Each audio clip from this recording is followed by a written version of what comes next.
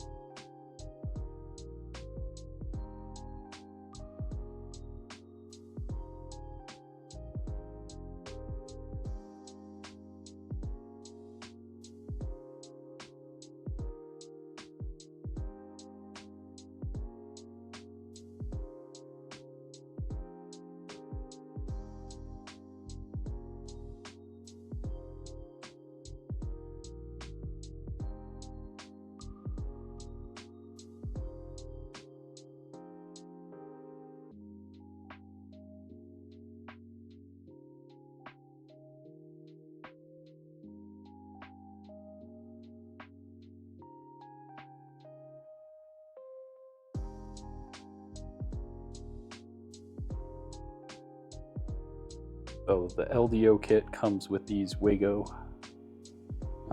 wire clips. It's these down here. It makes it very easy to wire things up.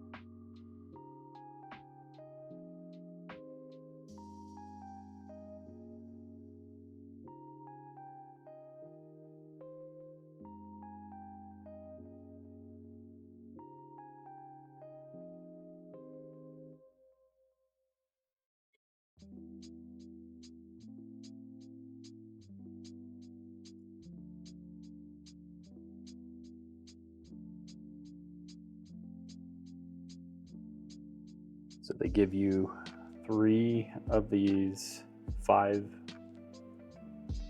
terminal Wago connectors. So one's for ground, neutral, and line voltage.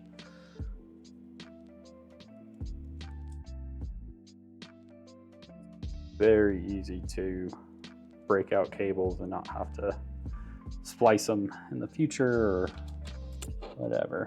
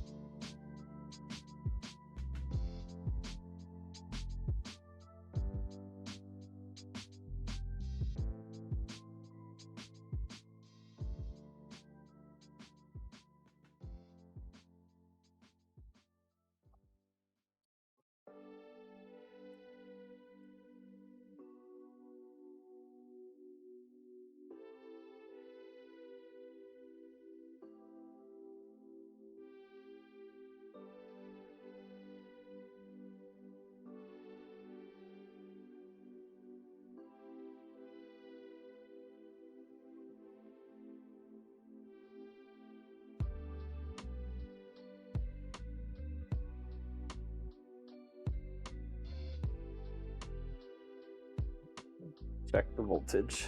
Okay.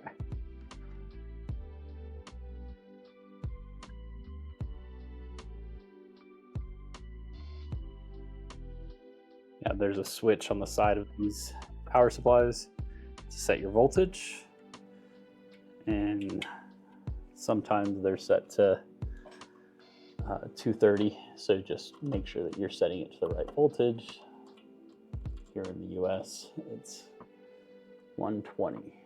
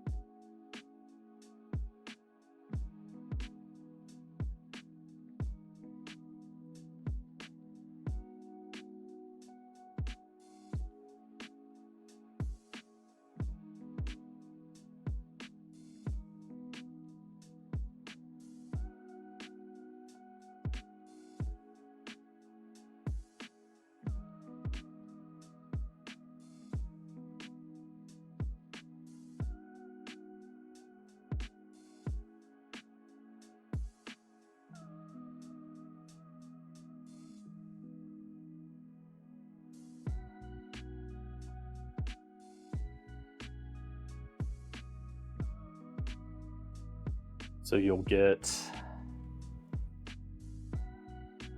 4 of these cables that are shorter and have the JST, the small white JST connectors on them. These will be your Z cables.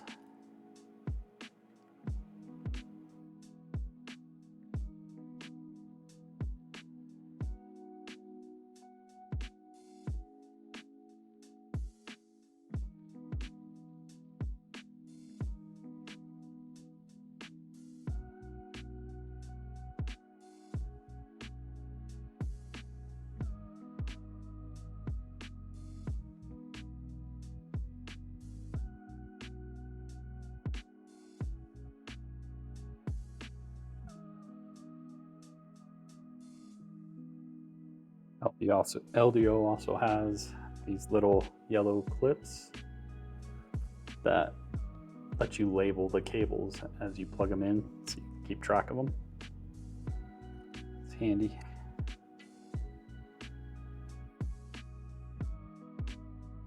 Something something I skipped on my 350 build because I didn't think I would need it, but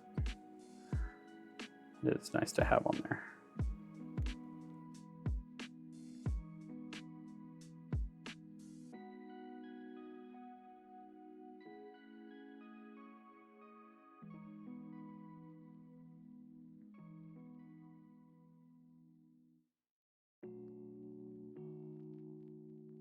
So the way that I have this oriented right now is similar to the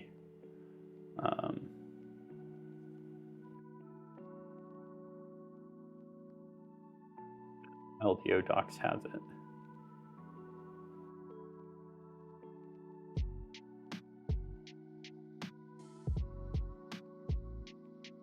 So Z0 is right here, 3, 1, 2.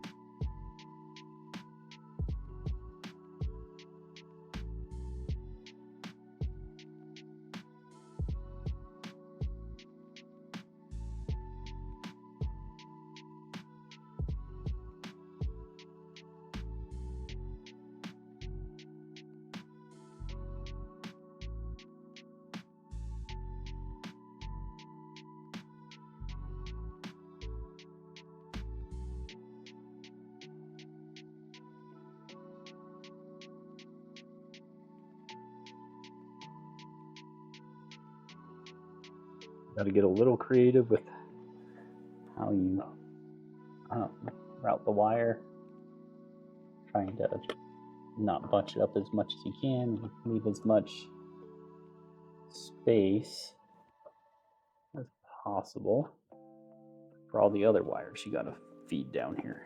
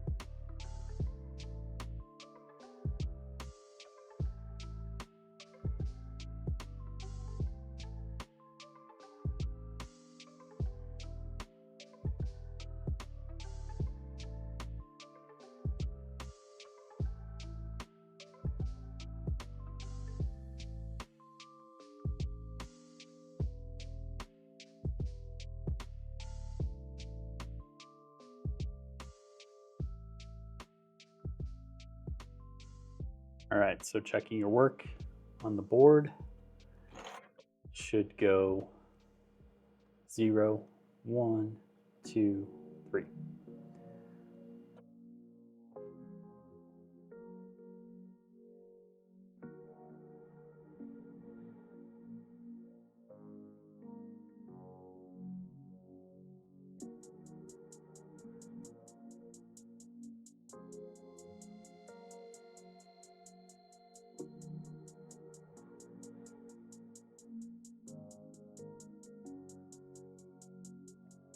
A, B.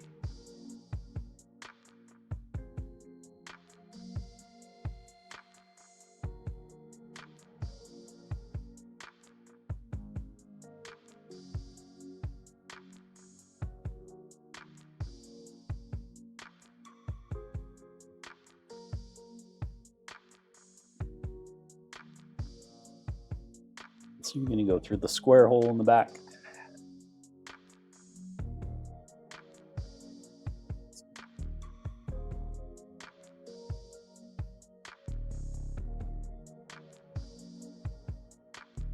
First one I'm hooking up is the B.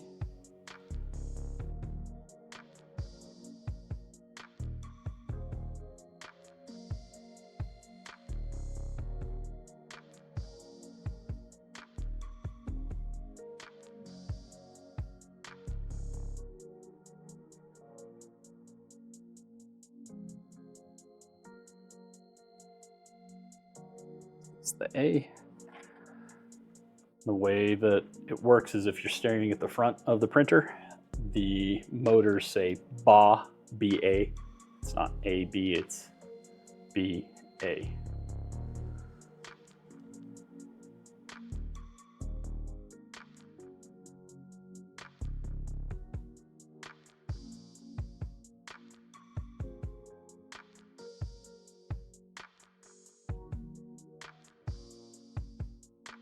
Done the C cable.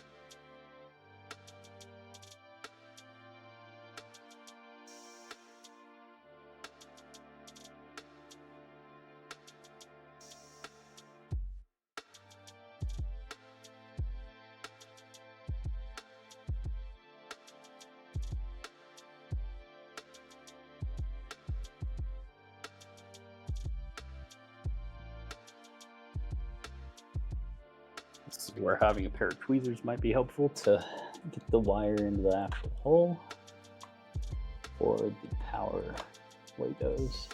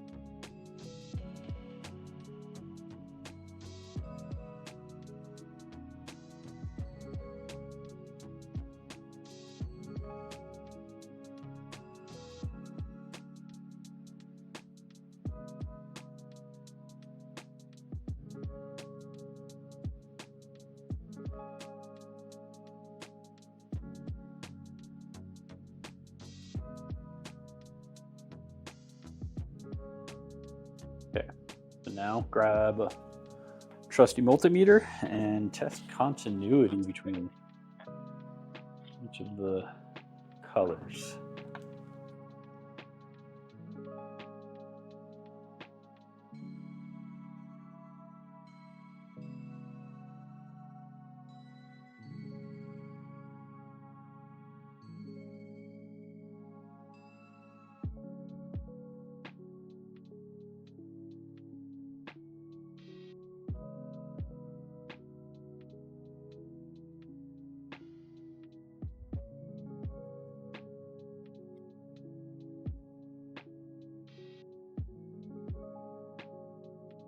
Sure that there's no shorts with the different colors.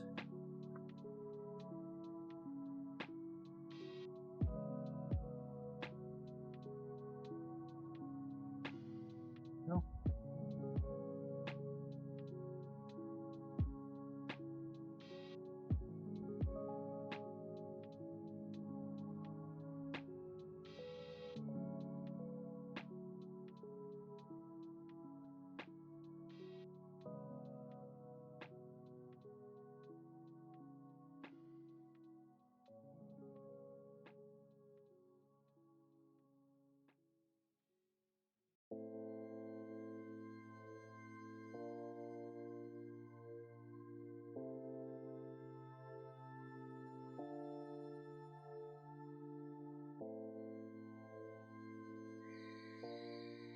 Now they want you to test.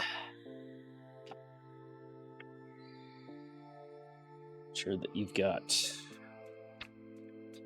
power.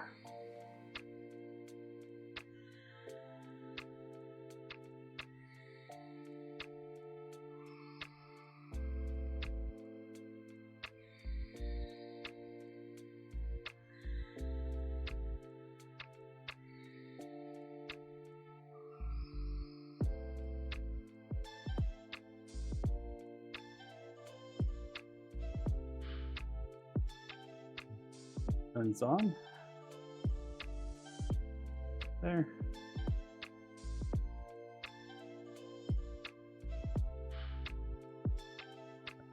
Off.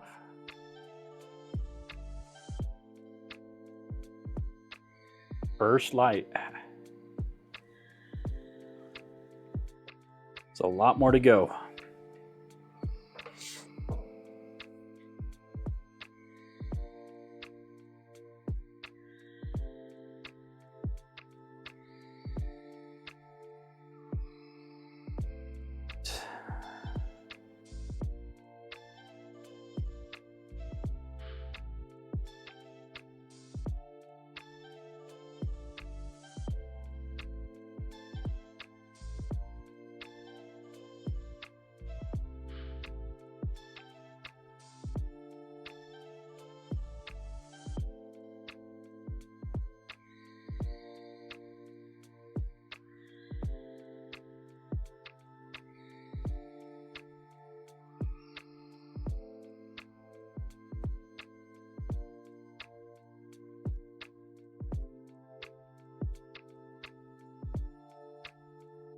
Does have adjustable voltage. I'm pretty sure the LDO sets that, but we can check it just while I'm here. I didn't have to do anything with my other one, and I do remember checking it just to make sure. But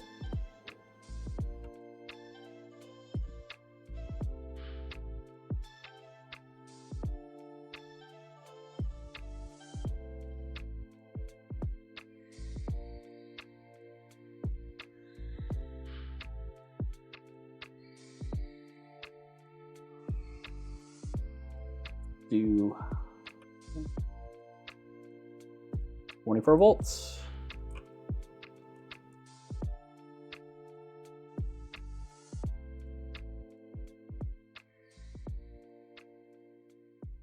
I never was worried about touching a multimeter to a power supply until I started watching Nero, and on his old intro for his stream, he had that clip of him shorting out the power supply with his multimeter, and now I just can't get that out of my head if that's going to happen.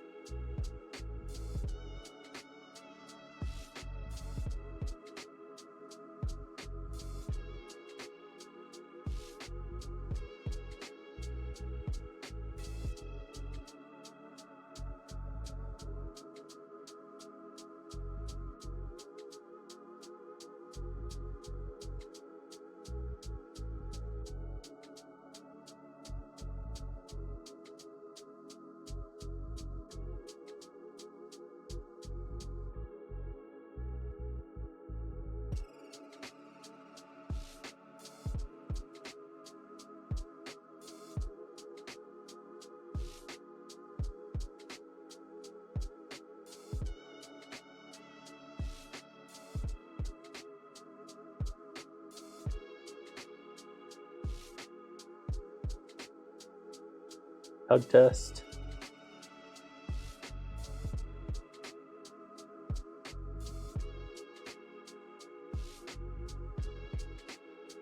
So that's the HV cable.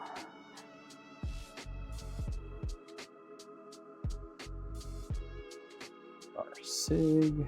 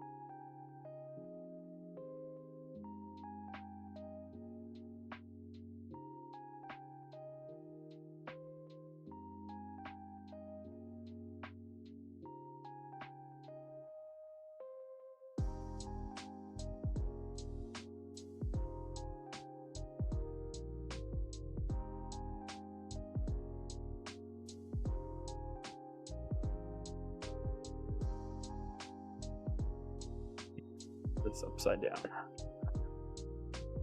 Just do that.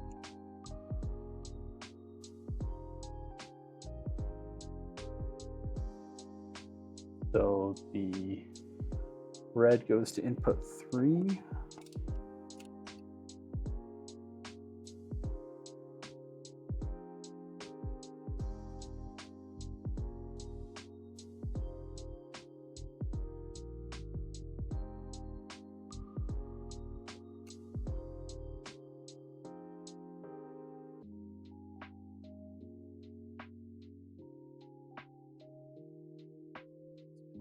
Four.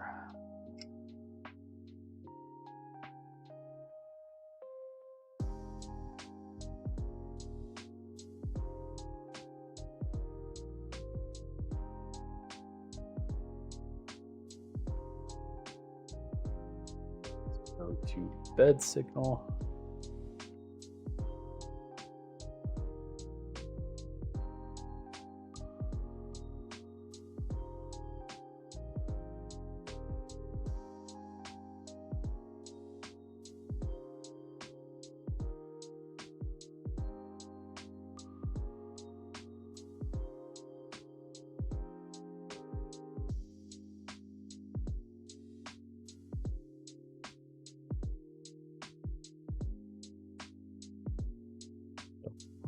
Frame of this printer, I've actually got some of the rock and rollers, I think is what they're called, and that allows you to tilt the printer easily up and down so you can do work on it.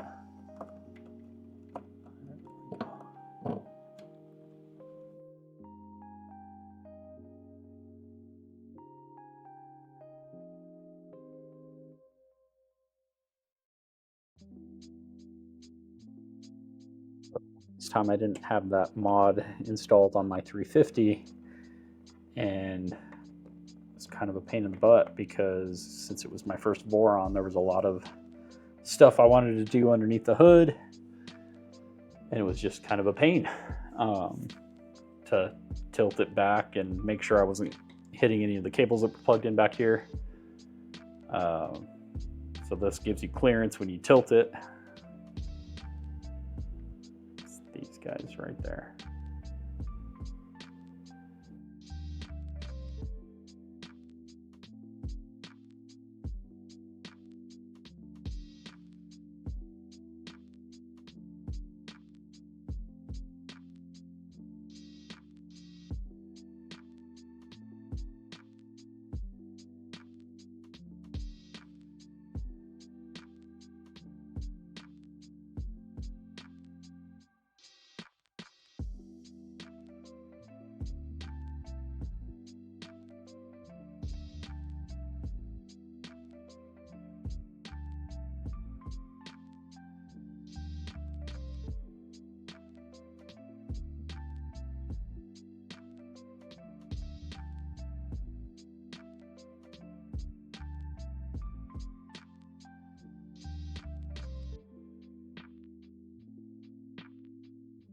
We'll get the brown cable that's labeled 2 SSR.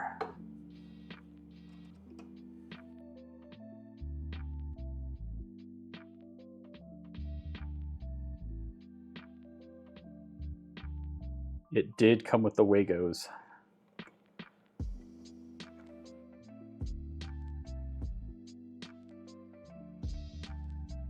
I thought the LDO kit has so many just quality of life improvements that my FormBot kit did not have these nice additions. Actually, let's run it. So I even, after I built it, I went back and added Wagos to the bed. Just because it's nice to have for tinkering in the future.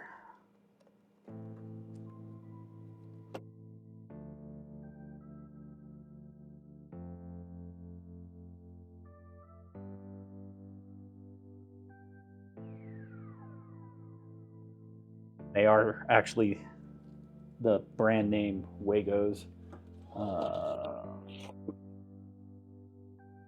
that come with this kit. Whereas I did just buy a pack off of Amazon just to have an assortment of them.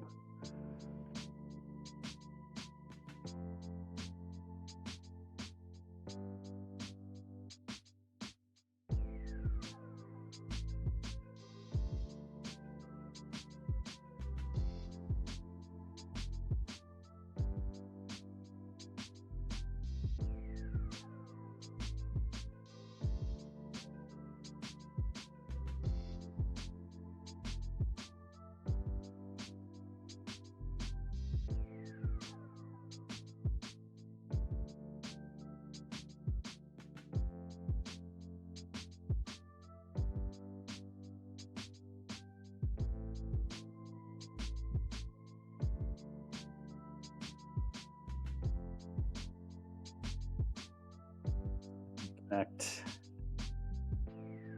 to MB cable, the 24 volt one, because we're not running 48 volts.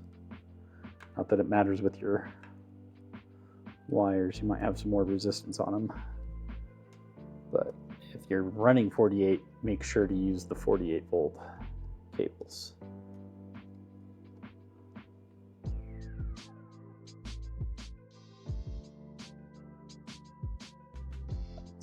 48 volts, not something I have dared to venture in yet.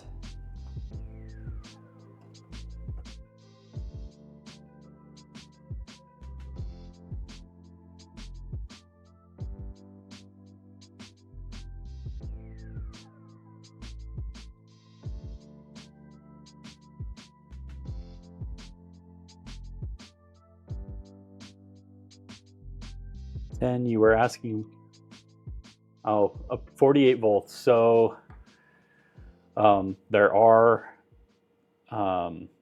tool heads that you can get that are 48 volts, so they'll heat up faster and get hotter. This tool head is a 24 volt, the one that comes with the LDO kit, but they do supply you with cables for the 48 volt in case you have one, which is nice. So that might be something I do in the future, is upgrade to 48 volt, but then I'd have to get 48 volt motors, I believe, and all of that. Like, it's a complete change.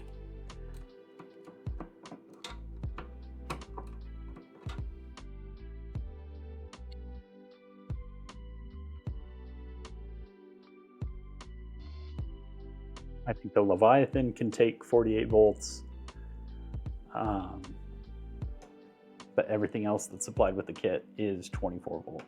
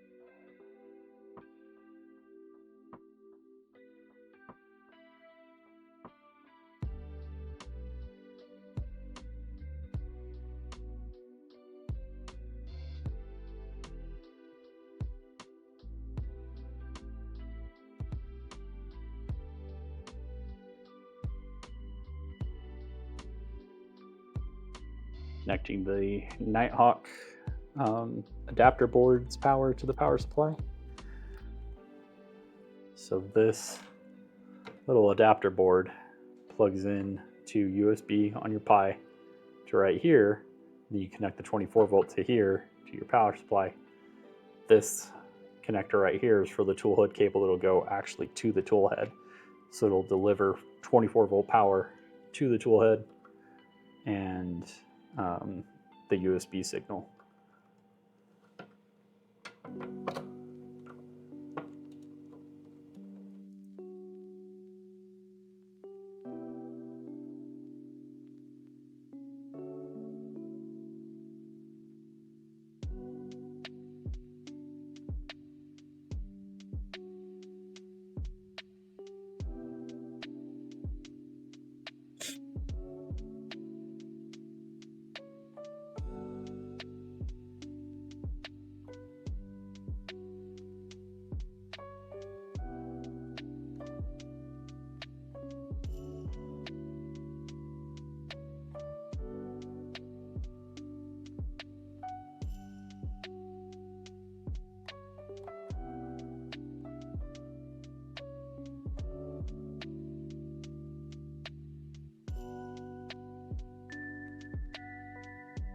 Good.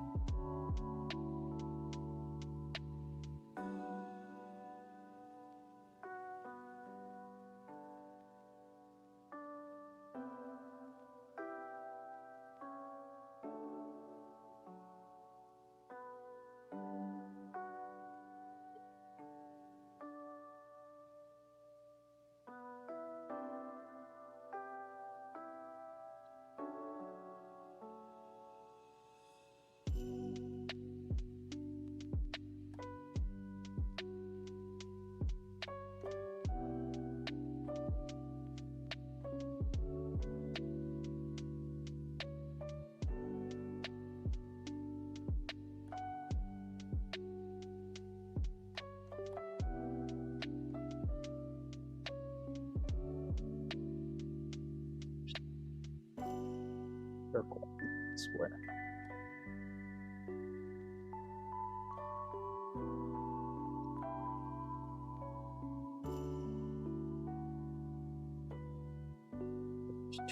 Two holes going up to the top of the printer on the deck right here.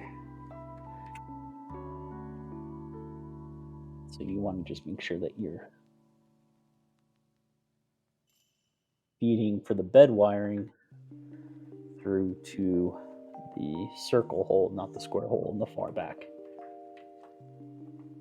because this will help you hide the wires a little bit more.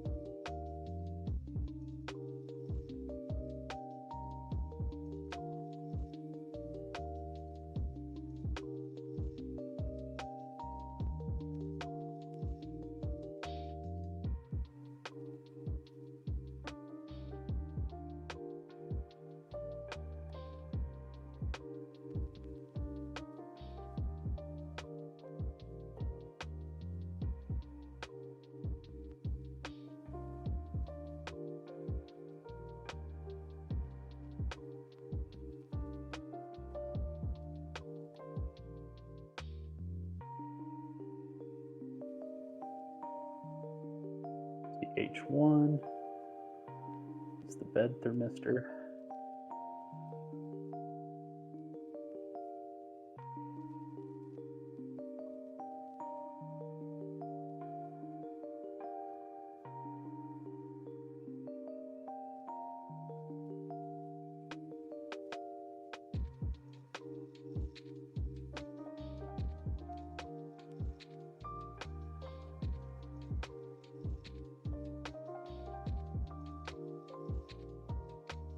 all the way around.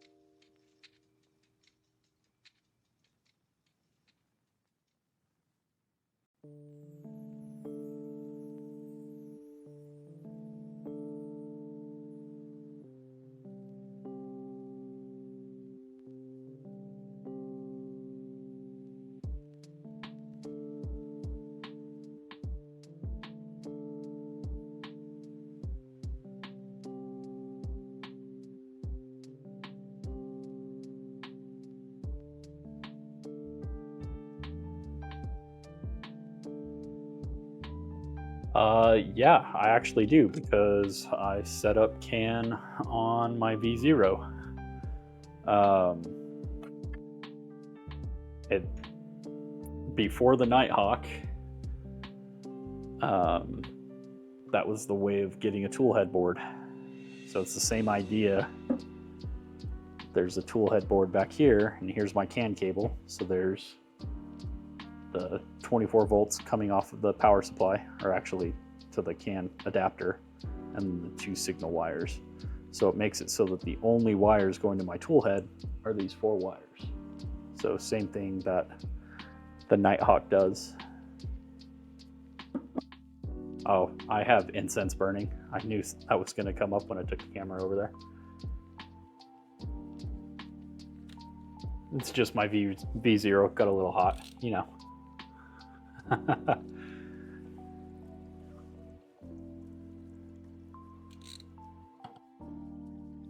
Yeah, so it's the same idea. There's an adapter board on the bottom of my V0 that's like this, that has power coming into it.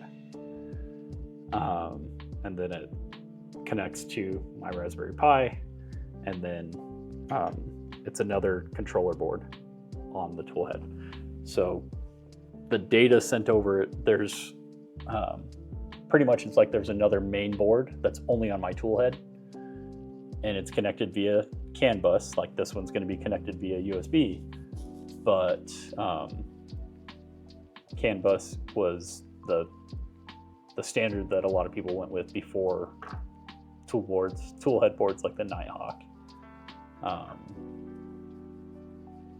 So it's sending the connection data from your Raspberry Pi to that tool head board to control the extruder motor, the heater, the part cooling fan, the hot end fan.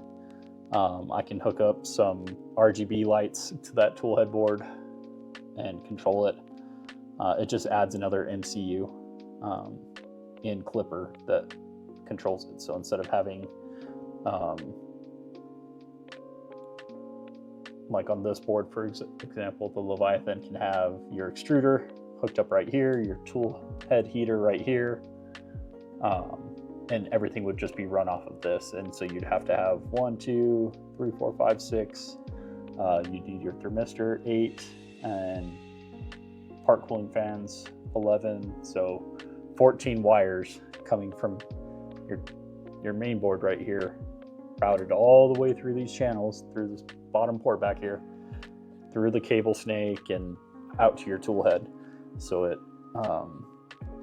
reduces all of that to 4 cables, which is very convenient.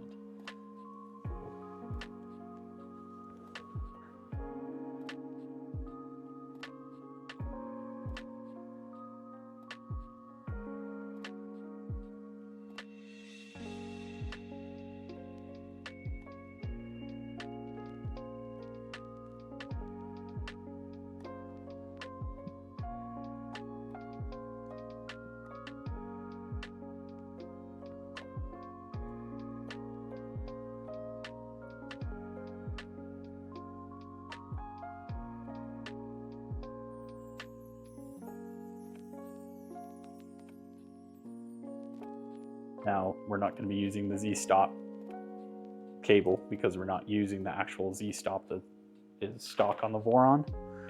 We're going to be using the Revo or E3D PZ for our Z end stop, as well as our bed mesh probe. This cable is the XY end stops, and I did find a way that I can make the PCB work. This is the stock printed part that LDO links to, and what I need to do is throw this into Fusion and extend this another 5 millimeters so that this switch actually makes contact with the CNC Z carriage. And that'll make my life a heck of a lot easier. I was looking up on how to do sensorless homing on a Leviathan. Not a lot of people have done it. It's not super well documented. So I'm just gonna do this, make my life a little easier. Maybe later upgrade to sensorless, but maybe do that on my 350 since that's when I want to do a tool changer on.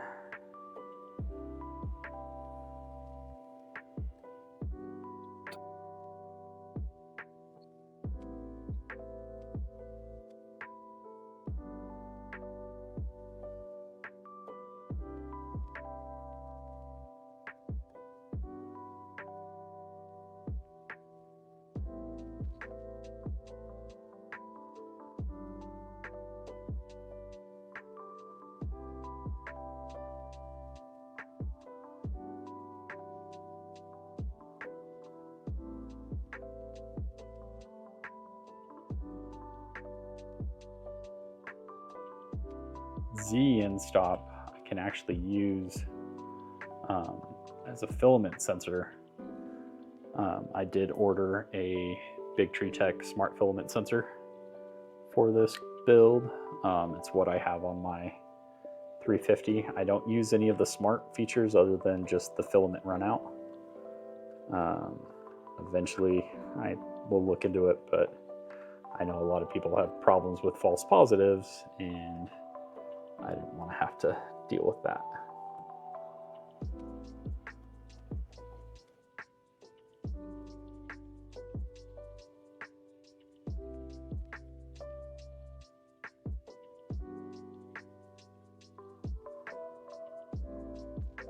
So the XY end stop cable will actually go through the back with the rest of the motor cables, and I think that's all that is going through there right now.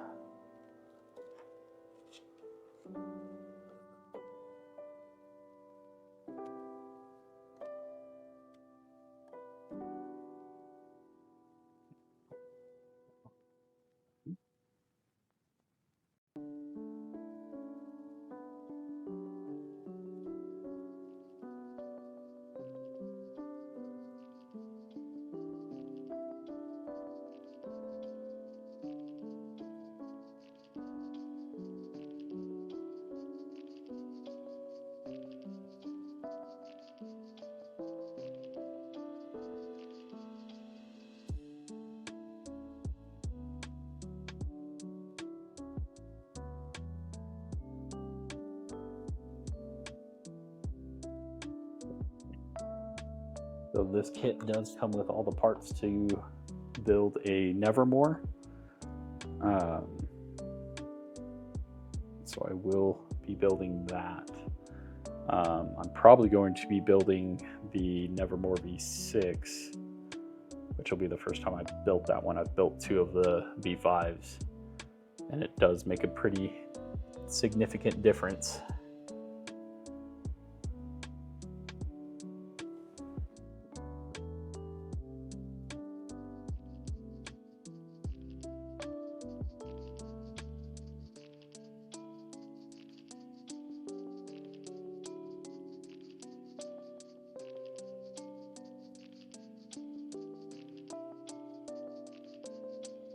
I do want to play around with adding a exhaust filter as well, to do some of the same kind of temperature control that Prusa is doing on the Core 1, where it'll exhaust air if it gets too hot, so that I don't have to worry so much about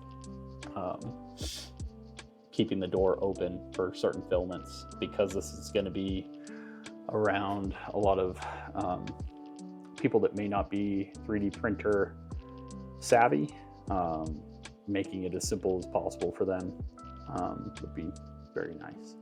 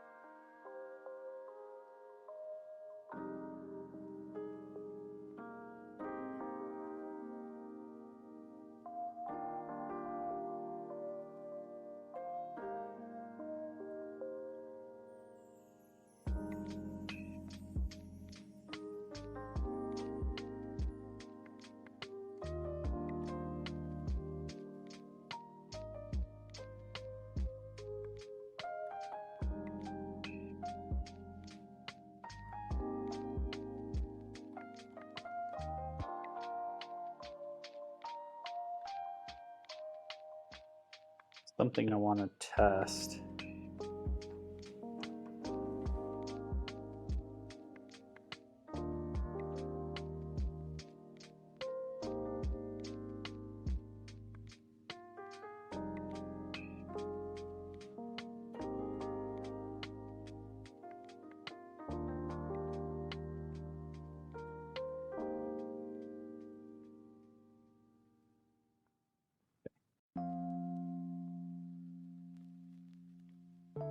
I was just checking ground to the frame from the SSR, making sure that it was grounded.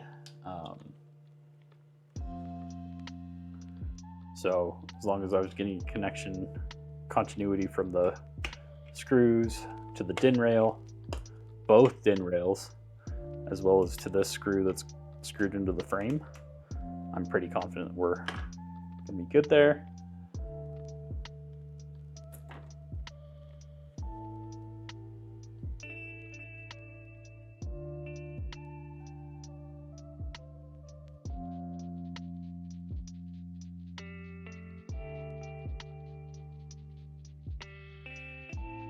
I still need to print the skirts for this. That's probably something I'll start doing tonight after I'm done streaming, and that'll allow me to finish up the wiring.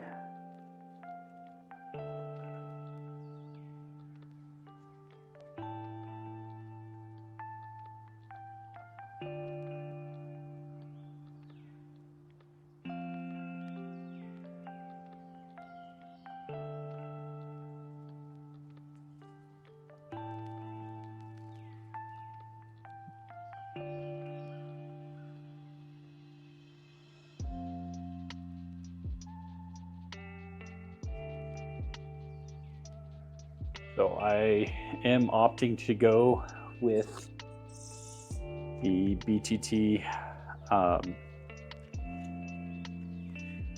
5 HDMI screen. So it's a 1 inch bigger than the one that comes stock with this kit. Because the usability of having a 5-inch screen would be handy. Just a little bit bigger for everybody to see from across the room.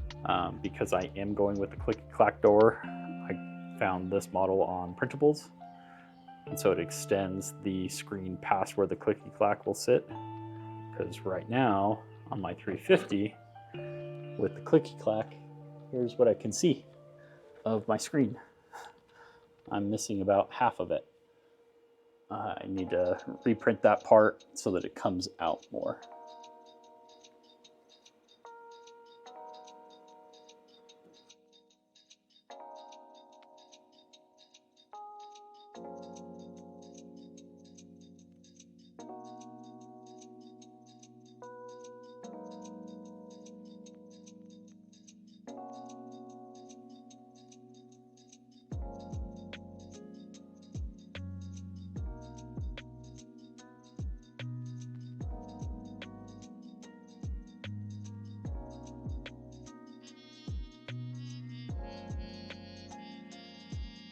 Total cost on this one, so including the CNC parts, the LDO kit by itself was I want to say $1,000, and then the CNC parts were another $450 I think for all CNC parts. The clicky clack door, which is not something you need to get. You can use the stock Voron panels that come with this kit for the front doors. But that clicky clack kit, I want to say was $50. The my camera lost me. There we go.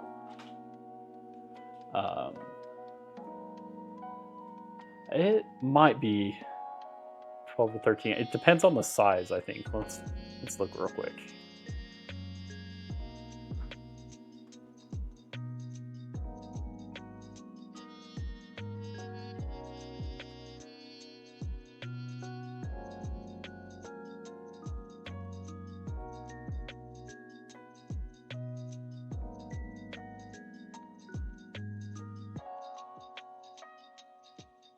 Okay, so yeah, it does start at $12.99. You can save $30 if you already have a Raspberry Pi. If you haven't bought from West 3D before, you can use Zombie's. Gosh, what is going on with my camera? It is struggling.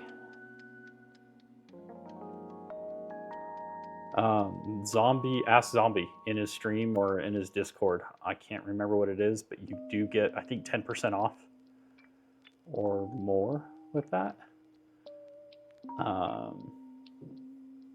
Bet we can even find it.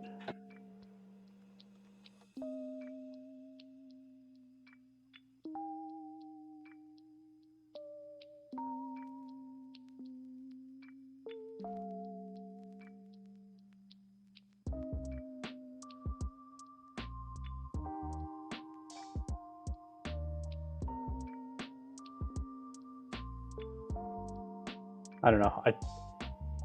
I think there might even be a Bang West 3D in his chat. So like this in his chat should, I think, give you the code. And yeah, it saves, I want to say it's 10%. It might be 15. But that's what I did on my 350. And it saved me, yeah, 120 bucks. And it's off your entire order. So if you plan it right and you get more, you save more. But yeah.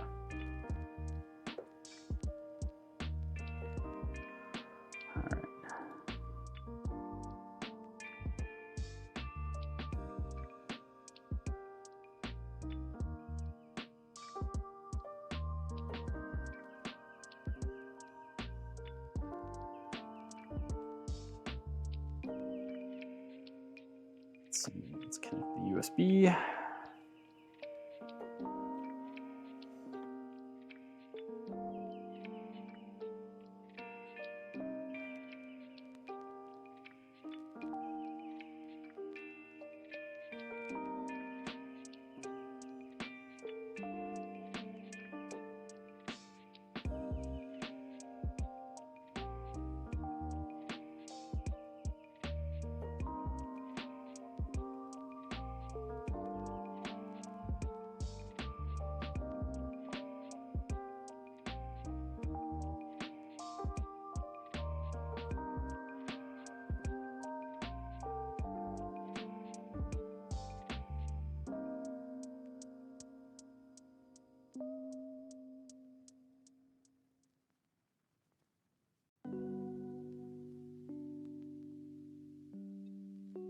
So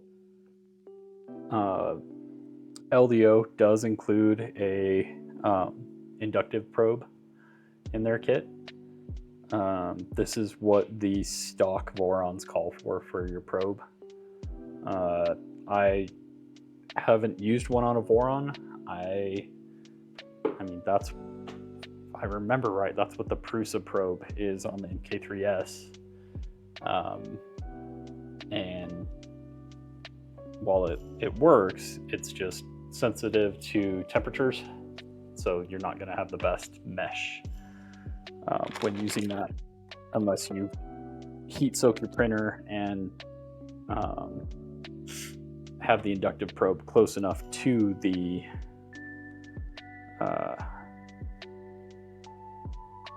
bed to warm up as well.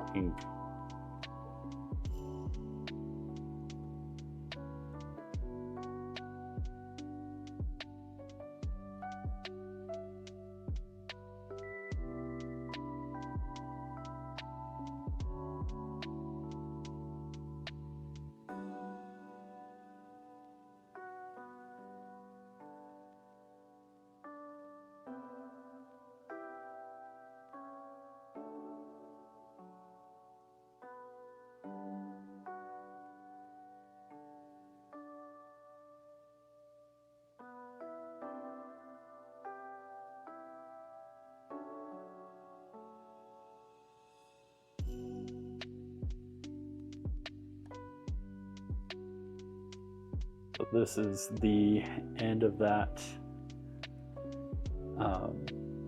toolhead board cable. So the two bigger connectors are for power, and those two small ones are just the USB signal. The go-to probe.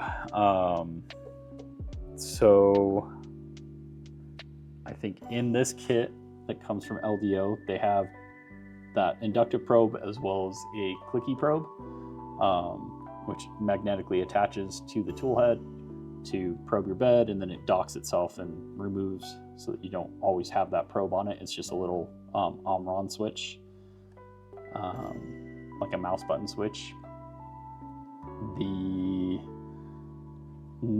So it goes inductive. The clicky probe is okay. You have to program in a lot of macros and stuff to get that working, because you've got to move the tool head to the dock. It's got to move back, pick up the probe, then go and do all its things, and then go and dock the probe again, and then you can start printing. There's tap, which is, I can show you how it works with this part. So this is what comes with the Chaotic Labs CNC kit, but you can also just order this part separately. So this mounts to your carriage rail, and then this front piece is what your tool head screws into, and then you can see it moves a little bit. There's an optical sensor in here that tells the printer when it moves. So what it does is it goes down, and your nozzle will touch the bed and move this carriage up. And so it's probing with your nozzle along the entire bed, but there's movement in it, and so it's not completely accurate. but I mean, it's very close. That's what a lot of people use, and it's easy, it's relatively cheap. You can get a kit to do that with printed parts for like $5. I think the CNC kit is $50 on its own. The next step up would be something like the E3D PZ probe. That I want to say is, gosh, I don't even know.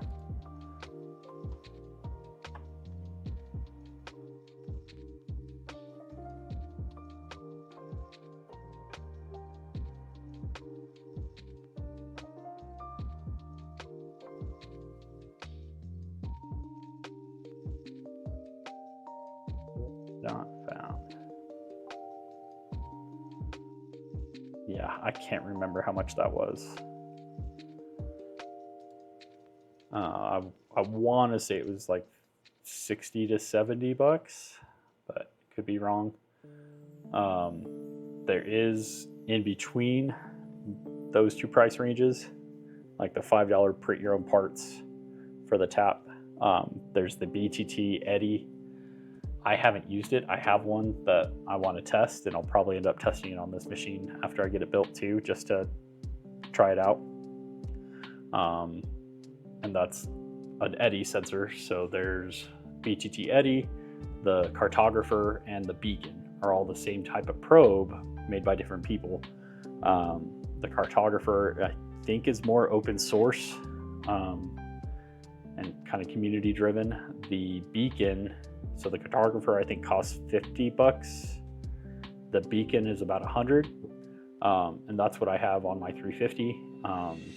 All three of those should be able to scan your bed as far as getting a bed mesh. Like, it is quick, it's accurate. I haven't had any problems with it. The beacon has contact, so it actually can detect as it's going down. It gets a reading of when it senses the bed, but then also when the nozzle hits the bed. It can detect both of those, so it gets your nozzle offset perfectly.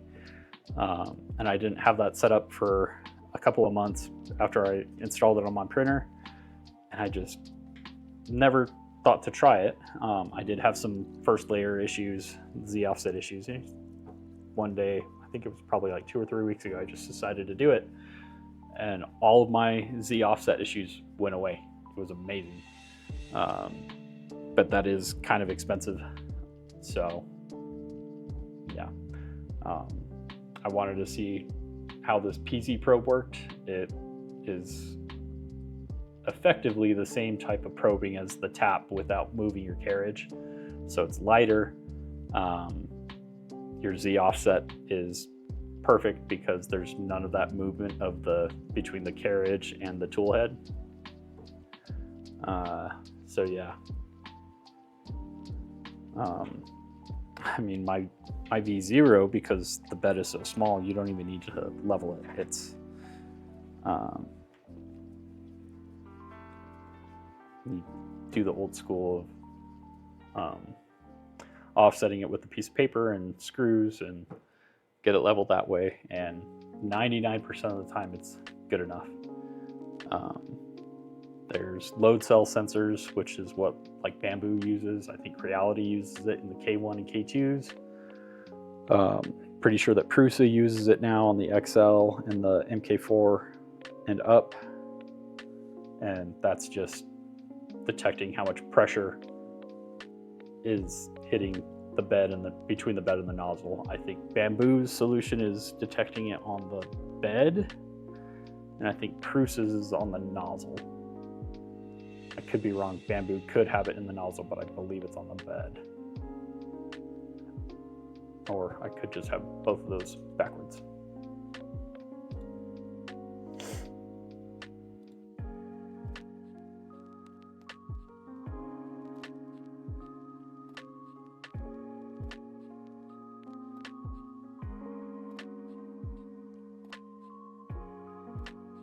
All right, so that is it, I think, for today. I'll print the skirts out so that I can finish the wiring down here, and then I can start the wiring up above. And we are almost printing on this. We'll be able to at least print PLA here pretty soon. We won't need an enclosure for that. But yeah, thanks for watching. Not quite. It's probably going to be another 2 to 3 hours before I can get to that point. But the nice thing is with Orca and my other Vorons that I have, I can literally take a sliced file from my V0 and throw it on here and it'll work. As long as it fits on the bed, which I haven't printed anything on my 350 that won't fit on this 300. And I definitely could just pull something from my V0 and throw it on here, and I won't have to slice it. The G-code will work. Yeah, which is pretty convenient because all the start that will be specific to this printer will be on Clipper itself and not in the G-code. But yeah, cool. Well, thank you for watching. We'll get these skirts printed and might be on tomorrow night. Have a good evening.